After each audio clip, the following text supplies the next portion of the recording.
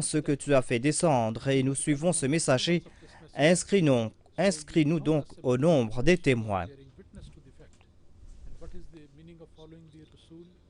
Que signifie suivre le prophète? C'est de respecter l'engagement que nous avons pris avec lui. C'est de suivre l'enseignement qu'il a donné et de faire des efforts pour traduire ces enseignements de la pratique. C'est aussi le fait d'avoir une foi parfaite dans cet enseignement. Et nous constatons aussi que dans la sourate Al-Saf, Allah déclare Ya ayyuhalladhina amanu kunu ansarallah kama qala Isa ibn Maryama lil hawariyina man ansari ila Allah qala al hawariyuna nahnu ansarullah fa amana ta'ifatu min bani Israila wa kafara ta'ifa fa ayyadna alladhina amanu ala aduwwihim fa asbahu zahirin. Ô vous qui croyez, soyez les aides de la cause d'Allah, comme disait Jésus-Christ à ses disciples. Qui sont mes aides pour la cause d'Allah? Les disciples dirent, nous sommes les aides d'Allah. Alors un groupe des enfants d'Israël crut, alors qu'un autre groupe refusa de croire. Et nous aidâmes ceux qui crurent contre leur ennemi, et ils devinrent victorieux.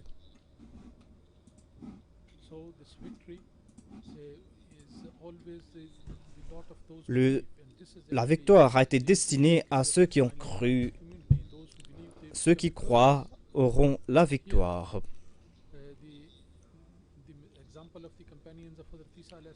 Ici, Dieu a cité l'exemple des disciples de Jésus-Christ, de ses apôtres, et Allah fait comprendre aux musulmans qu'ils doivent être des ansars. Lorsque viendra le Messie du saint prophète, eh bien vous aussi, vous devez être parmi ceux qui croient en lui. Ne soyez pas parmi ceux qui le rejettent. C'est là une faveur que Dieu leur a accordée et nous a accordée à nous, lui qui nous a fait croire dans le Messie premier, lui qui nous a fait entrer dans ce groupe. Et il nous incombe maintenant à nous de suivre à la lettre les enseignements du Messie premier afin que nous puissions répandre la religion du saint prophète Mohammed sallallahu alayhi wa sallam dans le monde. Nous devons renforcer notre foi et nous devons aussi insuffler cette foi dans nos enfants et nos descendants. Une foi afin que cette flamme de l'Ansarullah puisse perdurer, afin que l'on puisse s'entraider de chaîne en chaîne. Et cela va se faire lorsque nous allons toujours avoir en tête notre serment d'allégeance, lorsque nous allons respecter chaque condition de la bay'a et nous allons présenter cela à nos enfants. Et c'est là que nous pourrons dire Nahnu Ansarullah, c'est là que cet appel sera permanent. Parmi les disciples de Jésus-Christ, il y a certains qui, après quelques générations ou après quelques temps, n'ont plus cru en Dieu, n'ont plus suivi les directives de Dieu. J'en ai fait mention dans mon précédent sermon, à savoir que lorsque les rois ont embrassé le christianisme, ils ont eu cette liberté, les premiers chrétiens, mais après quelque temps, il y a eu le nombre de ceux qui croyaient en un seul Dieu a commencé à diminuer. Dieu qui est unique, eh bien, on a abandonné ce Dieu unique et on a considéré un simple serviteur de Dieu, un prophète de Dieu, comme fils de Dieu et on l'a considéré comme Dieu même. On l'a mis dans la même position que Dieu. Mais les suivants du Messie premier sont là pour rétablir le tawhid, l'unicité de Dieu. Ils sont là pour maintenir cet esprit parmi leurs enfants. Et pour cela, ils vont devoir utiliser toutes leurs capacités. Et ils vont devoir avoir cette victoire spirituelle pour laquelle l'homme a été créé, à savoir qu'il doit être celui qui rend culte à Dieu. Il doit être celui qui transmet le message du saint prophète aux autres, un message qui nous a été confié, un message qui nous a été transmis par le Messie premier l'Islam. Un message qui doit être transmis aussi par la Jama'a du Messie premier l'Islam. Nous devons être les Ansar du Messie, du Saint Prophète et transmettre ce message aux autres. Nous ne devons pas limiter cela à nous, mais nous allons devoir insuffler le même esprit en nos enfants. Et nous devons les affermir sur cette foi, nous devons les renforcer afin qu'ils soient eux aussi ceux qui disent « Nahnu Ansarullah ». Et ce nombre doit augmenter afin que l'islam puisse remporter de nouveau la victoire dans le monde et que nous puissions voir la renaissance et la gloire de l'islam. La première chose que le Messie premier l'Islam a mentionné dans la Bayra, c'est le fait d'éviter le shirk ou d'attribuer des associés à Allah.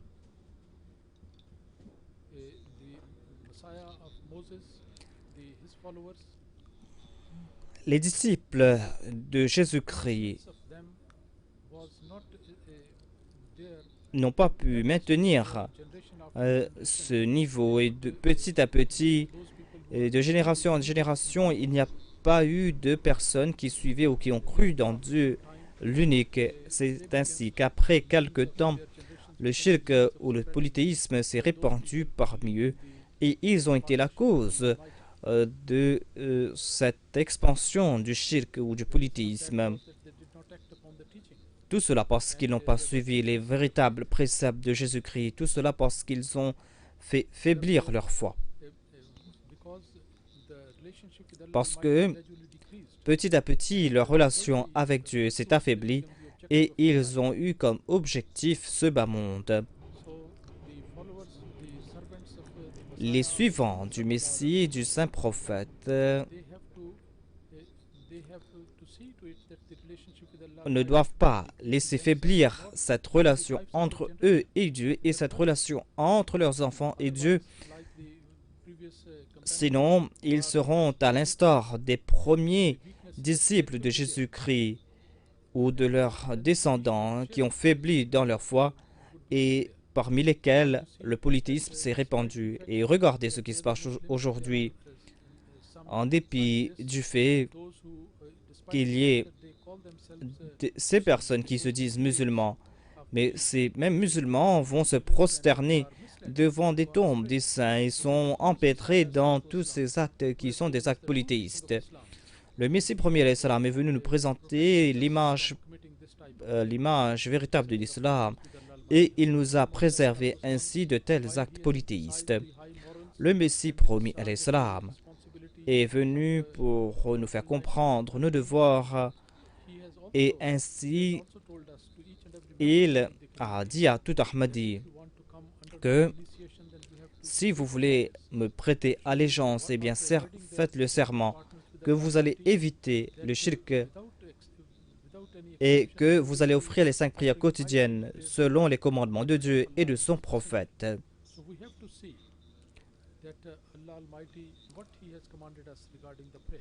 Quels sont les commandements de Dieu à propos de la prière de la sourate Al-Fatiha? Nous voyons la prière « Iyyaka na'budu » nous t'adorons et nous t'implorons.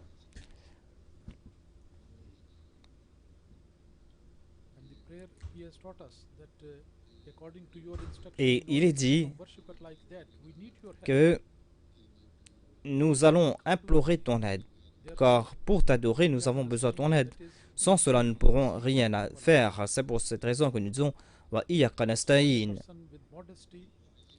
Lorsqu'en toute humilité, l'on va implorer l'aide de Dieu, eh bien, conséquemment, on sera de ceux qui vont suivre ces préceptes de Yuqimuna Salat. Et nous serons des exemples dans ce domaine, à savoir qu'on va offrir les 5 prières quotidiennes avec régularité.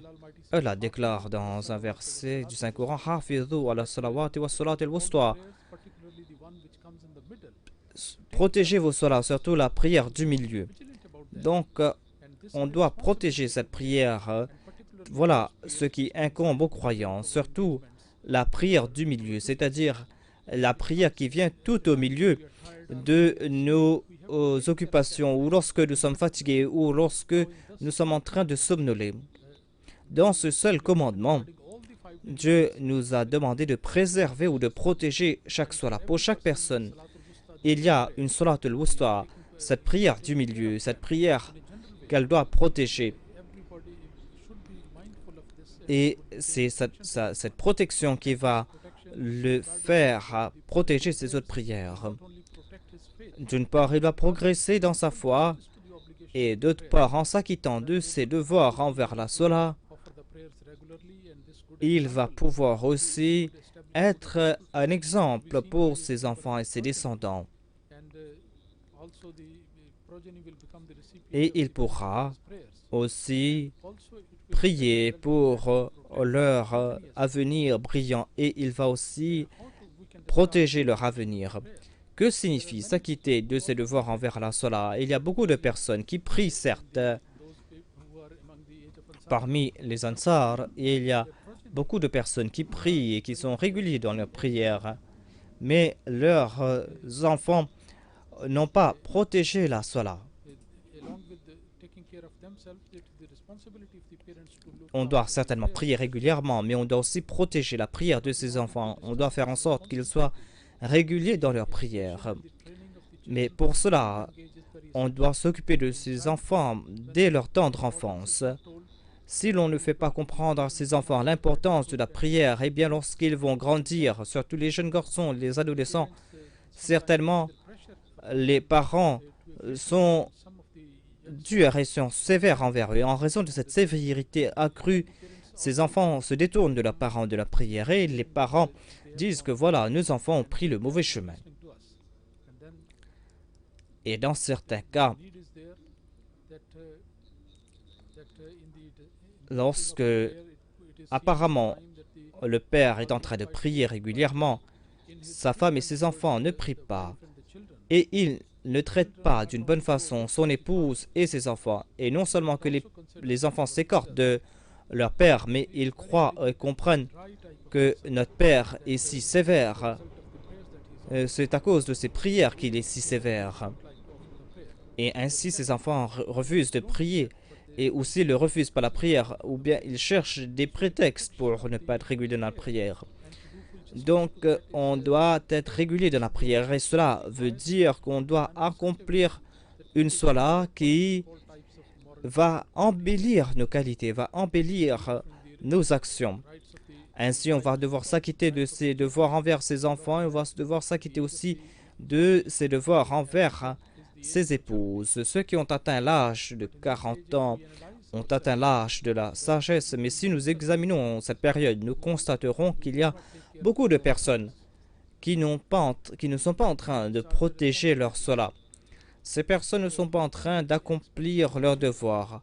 Alors comment pourrait-on attendre que leurs enfants soient de ceux qui pratiquent ces actes de vertu? Quelle garantie aura-t-on que ces enfants seront attachés à la prière? Lorsque nous mentionnons nos shuhada, nos martyrs, nous voyons une qualité en eux, c'est-à-dire l'ibarda, le fait qu'ils passaient leur temps dans le souvenir de Dieu. Ce sont des personnes qui étaient réguliers dans leur ibarda. Et c'était des personnes qui avaient un grand amour pour leurs enfants et qui ont fait des efforts pour que leurs enfants soient attachés à la foi. Et leurs enfants ont été influencés positivement par leur salat. Voilà les personnes qui ont déclaré qu'ils sont des Ansarullah. Ils se sont acquittés de leurs devoirs. Je m'adresse aux membres de l'Ansarullah et je leur dis que s'ils veulent être de ceux qui s'acquittent de leurs devoirs, eh bien non seulement qu'ils vont devoir protéger leur salat, mais ils vont devoir faire en sorte que leurs enfants soient aussi réguliers dans la salat.